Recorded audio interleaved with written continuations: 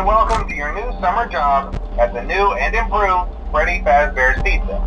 I'm here to talk you through some of the things you can expect to see during your first week here and to help you get started down this new and exciting career path. Now, I want you to forget anything you may have heard about the old location. Some people still have a somewhat negative impression of the company.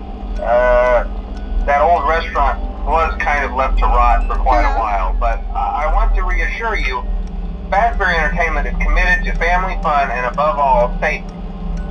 They've spent a small fortune on these new animatronics. Facial recognition, advanced mobility, they even let them walk around during the day. Isn't that neat?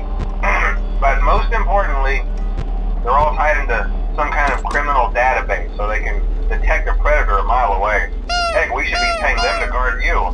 Now that being said, no new system is without its kinks. You're only the second guard to work at that location. The first guy finished his week but complained about conditions. We switched him over to the day shift. So, hey, lucky you, right? Mainly he expressed concern that certain characters seemed to move around at night and even attempted to get into his office. Now, from what we know, that should be impossible. That restaurant should be the safest place on Earth. So while our engineers don't really have an explanation for this, the working theory is that the robots were never given a proper night mode. So when it gets quiet, they think they're in the wrong room. So then they go try to find where the people are, and in this case, that's your office. So our temporary solution is this. There's a music box over by the prize counter, and it's rigged to be wound up remotely. So just every once in a while, switch over to the prize counter video feed and wind it up for a few seconds.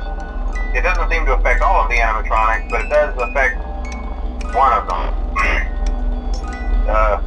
And as for the rest of them, we have an even easier solution. You see, there may be a minor glitch in the system, something about robots seeing you as an endoskeleton without a costume on and wanting to stuff you into a suit. So hey, we've given you an empty Freddy Fazbear head. Problem solved.